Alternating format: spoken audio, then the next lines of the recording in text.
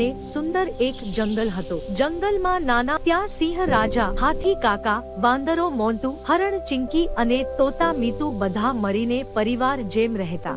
જંગલની વચ્ચે એક મોટું તળાવ હતું, જીવન સરોવર। આ તળાવનું પાણી બધાના જીવનનો આધાર હતું। સવારે સૂરજ નીકળે ત્યારે બધા પ્રાણીઓ ત્યાં પાણી પીવા આવતા। પરંતુ એક વર્ષ વરસાદ બહુ ઓછો પડ્યો।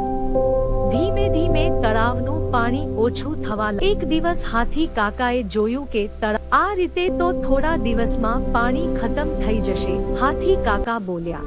સિંહ રાજાએ બેઠક બોલાવી। આપણે કંઈક કરવું પડશે, નહીં તો આખું જંગલ તરસી જશે। બધા ચિંતામાં પડી ગયા।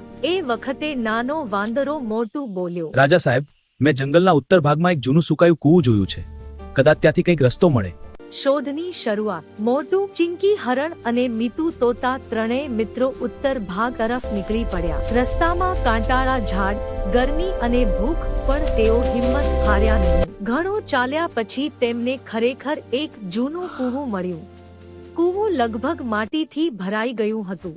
મીતુ તોતા ઉપરથી ઉડીને જોયું। કદાચ નીચે પાણી હશે। મહેનત અને એકતા।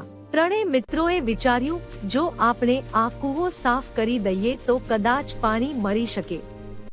મોટું ઝાડ પરથી દોરી જેવી લતા લાવ્યો। ચિંકી માટી ખોદવા લાગી। મીતુ જંગલમાં જઈને બીજા પ્રાણીઓને બોલાવી લાવ્યો। થોડી વારમાં હાથી કાકા, રીંછ, ભોરું અને બીજા ઘણા કલાકોની મહેનત બધાએ અચાનક નીચેથી ઠંડુ પાણી બહાર આવવા લાગ્યું। પાણી, પાણી, બધા ખુશીથી ચીસા પાડવા લાગ્યા।